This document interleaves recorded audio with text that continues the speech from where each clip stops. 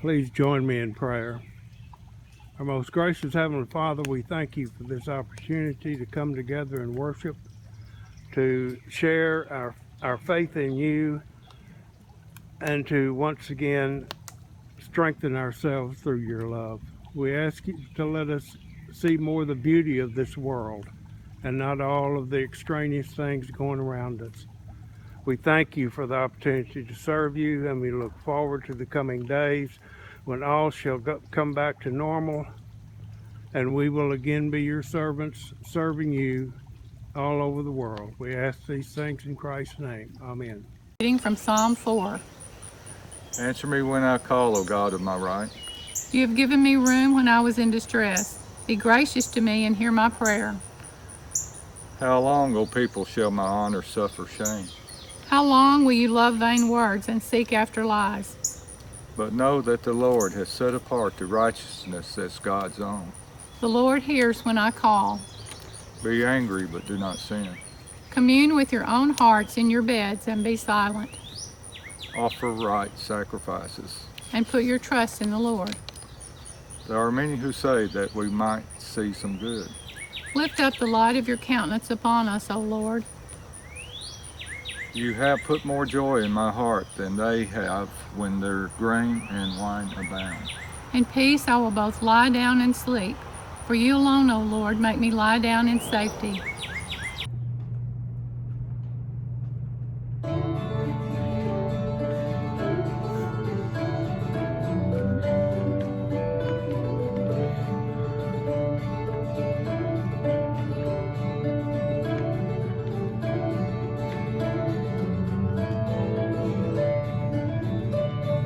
Some bright morning when this life is over, I'll fly away to that home on God's celestial shore. I'll fly away.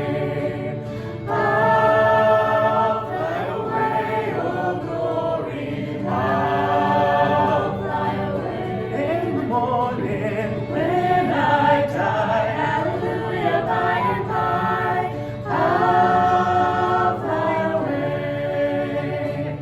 When the shadows of this life have gone, I'll fly away. Like a bird from these prison walls, I'll fly. I'll fly away. I'll fly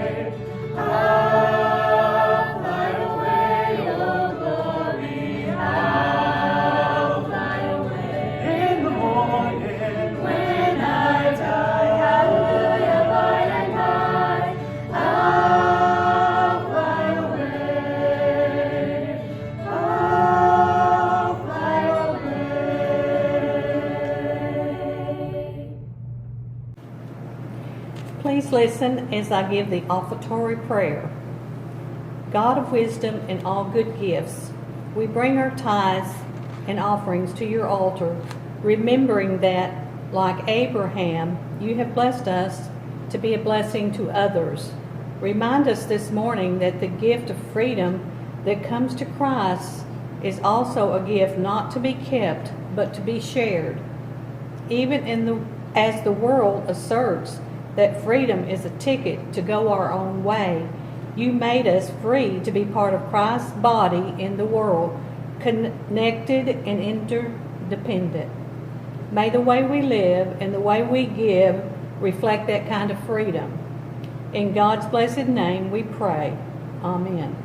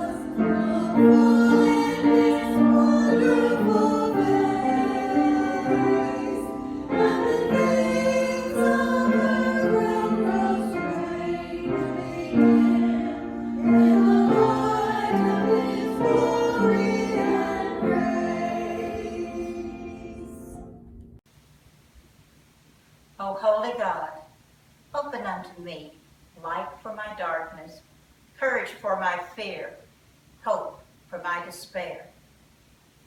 O loving God, open unto me wisdom for my confusion, forgiveness for my sins, love for my hate. O God of peace, open unto me peace for my turmoil, joy for my sorrow, strength for my weakness. O generous God, open my heart to receive all your gifts. Amen. Good morning. Pastor Melanie Tubbs here of the Augusta and Bald Knob United Methodist Church is coming to you this morning from our beautiful sanctuary in Bald Knob, Arkansas. I'm so glad that you decided to join us in worship this morning, and I hope that you will feel encouraged and blessed by what you've heard and participated in. Let us pray. Dear Holy God, we thank you for this beautiful day. We ask that you would be with those who are suffering and those who are making decisions about how this country needs to stay safe and go forward. Dear God, I ask that you would touch each person wherever they are as we come together in your name today. I ask that either through me or in spite of me, you will illuminate your word for us today. I ask this in your holy name. Amen. You know, we hear it all the time. My mom heard it. Her mom heard it. This generation. Man alive, this generation. The list goes on and on. I fall into a weird sort of gap. I was born in 1967, and so I have a lot of traits of the baby boomers, but I also have a lot of Gen X growing up in the 70s and 80s. Millennials are taking it pretty hard right now. A lot of the jokes online are about them. We always talk about this generation. Matthew chapter 11, verses 16 and 19 literally begins with Jesus saying, "To what will I compare this generation?" So even in Jesus' time, that was a common thing to do. Jesus was speaking about the generation of religious leaders, specifically Jewish leaders. And when Jesus talks about funerals and weddings and those kinds of things, we can get sort of lost in what he's saying. But basically what he's saying is when John the Baptist came and he lived in the desert and ate bugs and talked about all this heavy stuff and that you needed to get your life right, and he devoted his every minute of his life to doing that, you said he was unworldly and weird. And now that I come along and I eat with sinners and I drink and go to weddings and I speak about healing and love and grace, well, you tell me that I shouldn't be doing that and I'm not spiritual enough. So basically what you're saying is that we can't make you happy. This current generation, we don't like either one.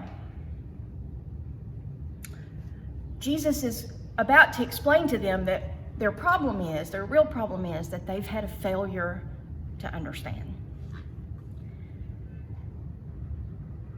We also hear in these verses this morning, Jesus referred to as wisdom. Jesus is wisdom. Wisdom is proved to be right by her works. Wisdom is often one of the names given to God in the Old Testament. Jesus is wisdom, God revealed to us, the Word itself. And Jesus says that when these people, when this generation has a failure to respond, a failure to understand, and a failure to accept, both John the Baptist, who is very spiritual in everything that he does and very focused on laws and repentance, and Jesus, who eats and drinks and reaches out to those on the margins and speaks of love and grace, that when there is a failure to understand that and a failure to accept that what it really is a failure to respond to God. And then the second part of today's scripture, starting in verse 25, begins a prayer. At that time, Jesus said, I praise you, Father, Lord of heaven and earth. And Jesus begins a prayer. In verse 27, he says, my Father has handed all things over to me. No one knows the Son except the Father, and nobody knows the Father except the Son, and anyone to whom the Son wants to reveal the Father. I love the way Jesus always explains things in a way they can understand without just coming out and poking them with it. Those who think they already know it all lack the willingness and the ability to learn. Jesus says, you'll only know God through me. You think you know it all, but you'll only know God through me. Then begins some of the scriptures that everybody loves to quote the most. Come to me, all you are struggling hard and carrying heavy loads, and I will give you rest. In their time, there were 613 religious laws from the Old Testament that they were struggling under. Sometimes we do that. We get so bogged down in the details and the doctrine and the theology. We get so tied up in identifying the trees that we forget to look at the beautiful forest. It can wear us down, be hard. We do that today. We get focused on one or two things, and we're so blinded by our singular purpose to go after those one or two things or follow those one or two laws that we completely ignore everything else around it. Jesus prays this prayer because it is imperative that we understand. It is imperative that we respond to God through Jesus. And that's what this prayer is about. In verse 30, it says, "My yoke is easy to bear and my burden is light." Now, my congregations have heard me say over and over that nowhere in the Bible does it say that being a Christian will be easy. And that's not what Jesus is saying here. In fact, the word yoke literally meant for them teaching or learning. Christ's yoke, Christ's teaching, learning from Christ is the only way to come to God and understand the mission that we've been given. My yoke is easy. I'm right here in front of you. I'm living it. I'm teaching it. I'm showing you. Jesus was begging them to see him, to understand, and to respond to God.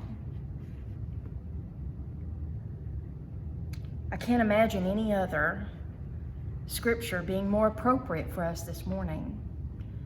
This year has been a year like no other. There are so many things that we are worried about, so many things that have happened that are outside of our control, that we're struggling to find a way to live within. Jesus says, turn to me, learn from me. Jesus says, know God through me. So, we come back to the original statement, this generation. That's us. Now he's talking to us. What is the story going to be from us? How are we going to be remembered, and what legacy are we going to leave? Are we going to listen to Jesus?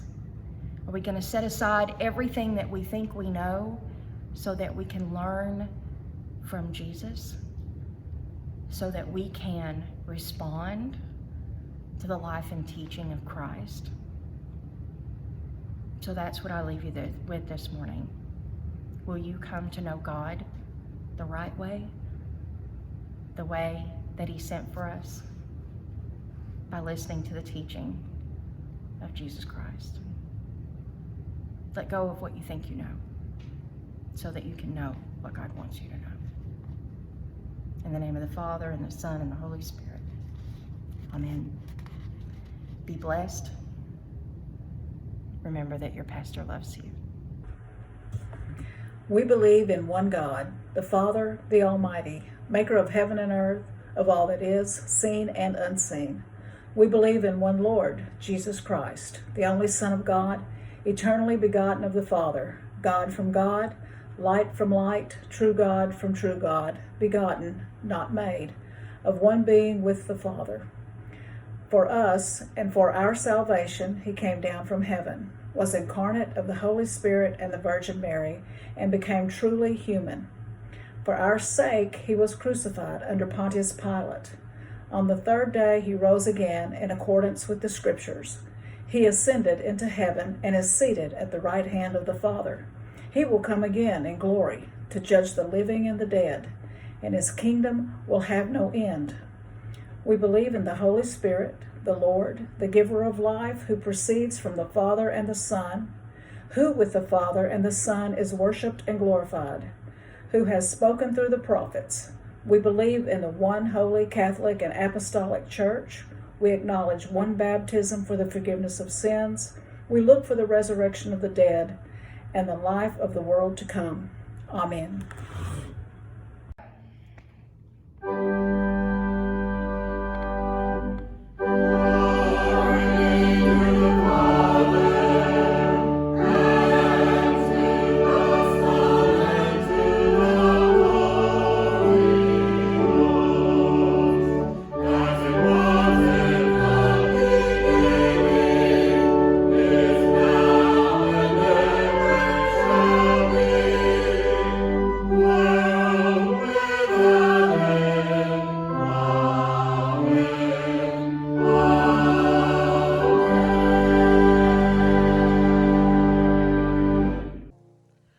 Surely the presence of the Lord is in this place. I can feel his mighty mighty power and His grace. I can feel the brush of angels' wings. I see glory on each face. Surely the presence of the Lord is in this place. Bye guys, love you.